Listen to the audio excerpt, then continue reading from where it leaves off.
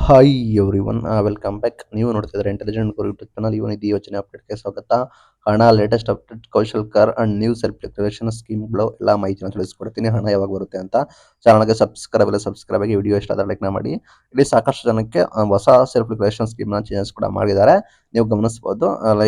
ಇಲ್ಲಿ ಈ ಹಿಂದೆನೆ ಮುಂಚೆನೆ ಇದನ್ನ ಚೇಂಜಸ್ ಮಾಡೋಕ್ಕಿಂತ ಮುಂಚೆನೆ ಮಾಡಿದ್ರೆ ಓಕೆ, ಡೋಂಟ್ ವೆರಿ. ಇಲ್ಲಿ ಹೊಸದಾಗಿ ಚೇಂಜಸ್ ಕೂಡ ಮಾಡಿದ್ದಾರೆ. ವಿದ್ಯಾರ್ಥಿಗಳು ಹೊಸದಾಗಿ ಸೆಲ್ಫ್ ಡಿಕ್ಲರೇಷನ್ ಮಾಡಬೇಕು. ಬಟ್ ಸಾಕಷ್ಟು ಜನಕ್ಕೆ ಫೆಚ್ ಆಗ್ತಿಲ್ಲ, ಕಾಲೇಜ್ ಮಾಹಿತಿ ಸರಿಯಾಗಿ ಎಂಟ್ರಿ ಮಾಡಕ್ ಆಗ್ತಿಲ್ಲ ಅಂತವರಿಗೆ ವೆಯ್ಟ್ ಮಾಡಬೇಕಾಗುತ್ತೆ. ಇಲಾಖೆಯವರು ನಂತರ ಅಪ್ಡೇಟ್ ಮಾಡಿದ ನಂತರವೇ ನೀವು ಅದನ್ನ ಸರಿಪಡಿಸಬೇಕಾಗುತ್ತೆ. ಬಿಕಾಸ್ ಯಾಕೆ ಅಂದ್ರೆ ಅವರು ಈಗ ಈ ಬಾರಿ ಹೊಸದಾಗಿ ಚೇಂಜಸ್ ಮಾಡಿರೋ ಕಾರಣ ಅವರು ಸ್ವಲ್ಪ ಎಲ್ಲ ಚೆಕ್ ಮಾಡಿ ವೆರಿಫೈ ಮಾಡಿ ನಂತರ ನಿಮಗೆ ಅಪ್ಡೇಟ್ ಮಾಡಬೇಕಾಗುತ್ತೆ. ಅವರು ಏಕಾಏಕಿ ಅಪ್ಡೇಟ್ ಕೂಡ ಮಾಡಿದ್ದಾರೆ. ಏಕಾಏಕಿ ಆ ನಿಟ್ಟಿನಲ್ಲಿ ಈ ರೀತಿ ಸಮಸ್ಯೆ ಕೂಡ ಆಗಿದೆ. ನಿಮ್ಗೆ ಗೊತ್ತಿರೋ ನಾನು ಕೂಡ ಈ ಹಿಂದೆ ವಿಡಿಯೋದಲ್ಲಿ ಹೇಳ್ಕೊಂಡ್ ಬಂದಿದ್ದೀನಿ. ಆಲ್ರೆಡಿ ಯೋಜನೆ ರದ್ದು ಮಾಡ್ತಾ ಇದ್ದಾರೆ. ಬೇಕಾದ್ರೆ ಪ್ರೂಫ್ ಬೇಕಾದ್ರೆ ಮತ್ತೊಂದು ವಿಡಿಯೋ ಮಾಡಿ ನಿಮಗೆ ತಿಳಿಸ್ಕೊಡ್ತೀನಿ. ಆಲ್ರೆಡಿ ಸಾಕಷ್ಟು ಜನಕ್ಕೆ ತೆಗೆದಾಕಿದ್ದಾರೆ.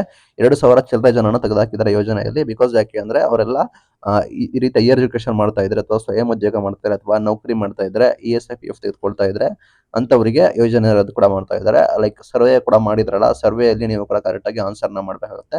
ಸರ್ವೆ ಏನಾದ್ರೆ ನೀವು ಹೈಯರ್ ಎಜುಕೇಶನ್ ಮಾಡ್ತಾ ಇದ್ದೀನಿ, ಜಾಬ್ ಮಾಡ್ತಿದ್ದೀನಿ ಅಂತ ಉತ್ತರ ಕೊಟ್ರೆ ನಿಂದು ಕೂಡ ರದ್ದು ಆಗೋ ಸಾಧ್ಯತೆ ಕೂಡ ಇದೆ. ಸೆಲ್ಫ್ ಡಿಕ್ಲರೇಷನ್ ಚೇಂಜಸ್ ಕೂಡ ಮಾಡಿದ್ದಾರೆ. ಕಡ್ಡಾಯವಾಗಿ ಅಮೌಂಟ್ ಬೇಕು ಅಂದ್ರೆ ನೀವು ಮಾಡಬೇಕಾಗುತ್ತೆ. ಇನ್ ಕೇಸ್ ನಿಮಗೆ ವರ್ಕ್ ಆಗ್ತಿಲ್ಲ, ಕಾಲೇಜ್ ನಿಮ್ಮ ಡೀಟೇಲ್ಸ್ ಕರೆಕ್ಟಾಗಿ ಎಂಟ್ರಿ ಮಾಡಕ್ ಆಗ್ತಾ ಇಲ್ಲ, ಸಾಕಷ್ಟು ಜನಕ್ಕೆ ಸಮಸ್ಯೆ ಕೂಡ ಆಗ್ತಾ ಇದೆ. ಕೆಲವರಿಗೆ ಆಧಾರ್ ಫೆಚ್ ಕೂಡ ಆಗ್ತಾ ಇರ್ಬೋದು. ಅಂತವರು ವೆಯ್ಟ್ ಕೂಡ ಮಾಡಬೇಕಾಗುತ್ತೆ. ನಂತರ ನೀವು ಮತ್ತೆ ಟ್ರೈ ಮಾಡಿ ಸ್ವಲ್ಪ ದಿನಗಳ ನಂತರ, ಆಗ ನಿಮಗೆ ಸರಿ ಆಗ್ಬೋದು. ಬಿಕಾಸ್ 25th ಒಳಗಡೆ ಟೈಮ್ ಇದೆ. 25ರ ಒಳಗಡೆ ನೀವು ಕಡ್ಡಾಯವಾಗಿ ಸೆಲ್ಫ್ ಡಿಕ್ಲರೇಷನ್ ಮಾಡಿ. ಬಿಕಾಸ್ ಮ್ಯಾಂಡೇಟರಿ ನಿಮಗೆ ಅಮೌಂಟ್ ಬರಬೇಕು. 3,000 ಅಂಡ್ 1,500 ರುಪೀಸ್ ಎರಡು ಬರಬೇಕು ಅಂದ್ರೆ ನೀವು ಕಡ್ಡಾಯವಾಗಿ ಸೆಲ್ಫ್ ಡಿಕ್ಲರೇಷನ್ ಮಾಡಬೇಕಾಗುತ್ತೆ. ಅಂಡ್ ಈ ಹಿಂದೆನೆ ಮಾಡಿರೋರು ಮತ್ತೆ ಮಾಡೋ ಅವಶ್ಯಕತೆ ಇಲ್ಲ. ಬಟ್ ಒಂದ್ಸಲ ಟ್ರೈ ಮಾಡಿ. ಹೊಸ ಅಪ್ಡೇಟ್ ಬಂದಿರೋ ಕಾರಣ ನೀವು ಹೊಸ ಅಪ್ಡೇಟ್ಗಿಂತ ಮುಂಚೆನೆ ಮಾಡಿದ್ದೀರಾ, ಆ ನಿಟ್ಟಿನಲ್ಲಿ ಒಂದ್ಸಲ ಟ್ರೈ ಮಾಡಿ. ಅದು ಸೂಕ್ತ ಅಂತ ಹೇಳಕ್ ಇಷ್ಟಪಡ್ತೀನಿ.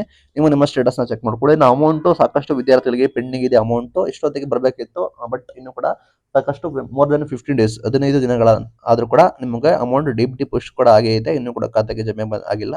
ಇಲ್ಲಿ ಹೊಸ ಚೇಂಜಸ್ ಕೂಡ ಬದಲಾವಣೆ ಕೂಡ ತಂದಿದ್ದಾರೆ. ಪ್ಲಸ್ ನಿಮಗೆ ಅಮೌಂಟ್ ಪೆಂಡಿಂಗ್ ಉಳಿಸ್ಕೊಂಡಿದ್ದಾರೆ.